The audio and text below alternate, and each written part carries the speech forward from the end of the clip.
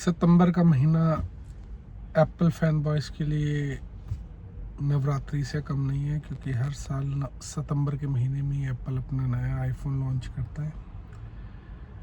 हर साल की तरह इस साल भी एप्पल फैन बॉयज़ वेट कर रहे थे कि कब सितंबर का पहला महीना में पहले हफ्ता आए और नया एप्पल प्रोडक्ट लॉन्च हो, जिसके लिए वो वाहवाही कर सकें और उनको एक नया आईफोन मिल सके।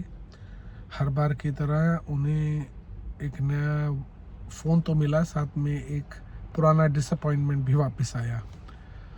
हर साल सितंबर में एक हाइप बनाई जाती है कि एप्पल दुनिया बदलने वाला एक फ़ोन लॉन्च करने वाला है। टिम कुक आते हैं स्टेज पे, एक बहुत ही शानदार ब्लॉकबस्टर मूवी की तरह उनका एक इवेंट होता है।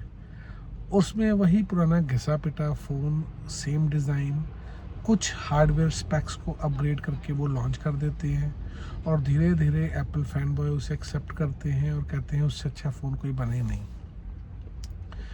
अगर देखा जाए तो आईफोन 12 के बाद, जो कि 2021 में लॉन्च हुआ था, और अभी तक कोई भी ऐसा फ़ोन नहीं आया है जिसे वास्तव में आप इनोवेटिव कह सकें। एक रेक्टेंगुलर राउंडिश शेप का फ़ोन, पिछले 5 साल में उसमें 1% भी फ़र्क नहीं आया है। स्क्रीन का साइज़ बढ़ घट जाता है, थोड़ा वेट बढ़ जाता है, पर हर साल एक नया प्रोसेसर बम्प हो जाता है, क्योंकि एक नया वर्जन आना ज़रूरी है। लेकिन इनोवेशन के नाम पर आप उसको कब तक सर्व कर सकेंगे?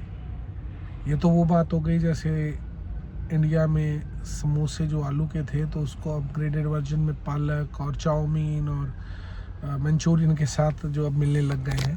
पर समोसा तो समोसा ही रहेगा और स्वाद बिगड़ा ही होगा, बेहतर नहीं हो सकता।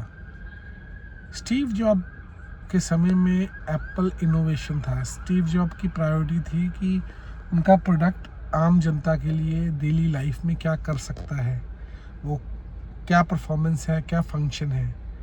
जहाँ तक आईफोन की बात है, पिछले कुछ रिलीज़ में उनके कोई भी प्रोडक्ट को आप हाथ डालें तो उसकी प्रेजेंटेशन में होगा कि वो पिछले फ़ोन से 20% ज़्यादा तेज़ है, 50% है, सबसे बेहतरीन है, ऐसा प्रोडक्ट आज तक बना ही नहीं है। ऐसी भारी भरकम शब्द ज़रूर बोले जाते हैं, लेकिन प्रोडक्ट के नाम पर वही घिसा पिटा पुराना एक ही मॉडल को वो अलग अलग शेप एंड साइज़ में आपको 5 साल से दे रहे हैं और प्राइस भी हर साल बढ़ाते जा रहे हैं। इस साल इंडिया में आईफोन प्रो मैक्स 17 1.5 लाख रुपए का आ रहा है। पिछले साल 1,40,000 के आसपास लॉन्च हुआ था। लेकिन उसमें कौन सा ऐसा स्पेक है जिसे वो अल्ट्रा और इनोवेटिव कहकर कि हमने इसमें रिसर्च एंड मार्केटिंग की है, उसके लिए वो प्राइस बढ़ा रहे हैं। सोचने और समझने की बात है कि किसी भी टेक्नोलॉजिकल डिवाइस में हर साल उसके हार्डवेयर कंपोनेंट्स में वृद्धि होना बहुत ही सामान्य है।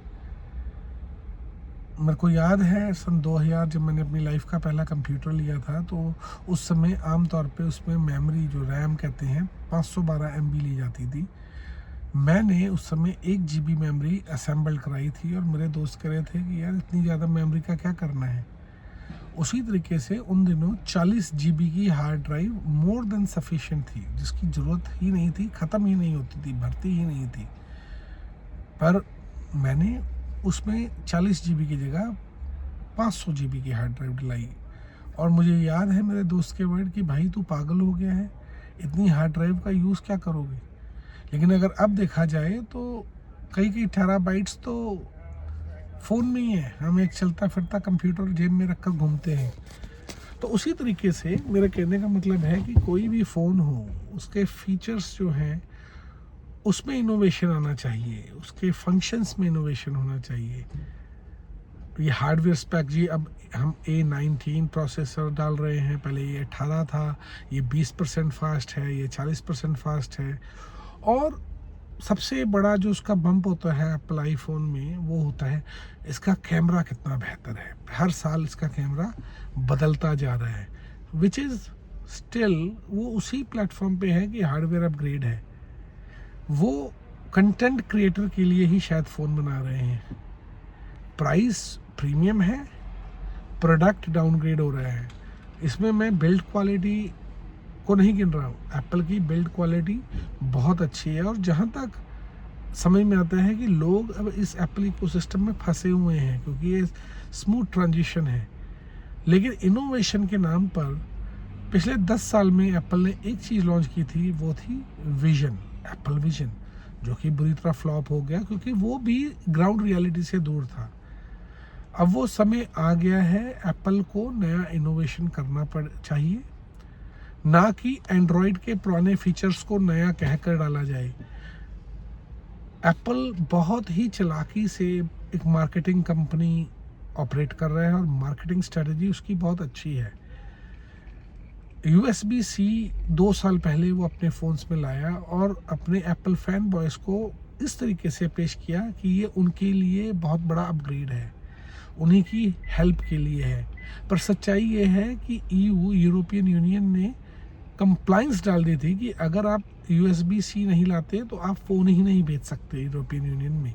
तो एक कंप्लाइंस रिक्वायरमेंट थी, ना कि कोई नया इनोवेशन। एंड्रॉयड के पुराने फीचर्स को बार बार वो इंटीग्रेट कर रहा है, फिर भी उसके बराबर नहीं पहुंच पा रहा। मैं तो यही कहूँगा कि एप्पल को इनोवेशन स्टार्ट करनी चाहिए और जनता को चाहिए कि ऐसे प्रोडक्ट पे पैसे ज़्यादा वेस्ट ना करें जिसमें कोई इनोवेशन नहीं है। आप 3 साल पुराना फ़ोन या 3 साल पुराना मॉडल खरीदें जो कि इसके हाफ प्राइस में मिल जाएगा, जो कि बहुत बेहतर होगा। धन्यवाद।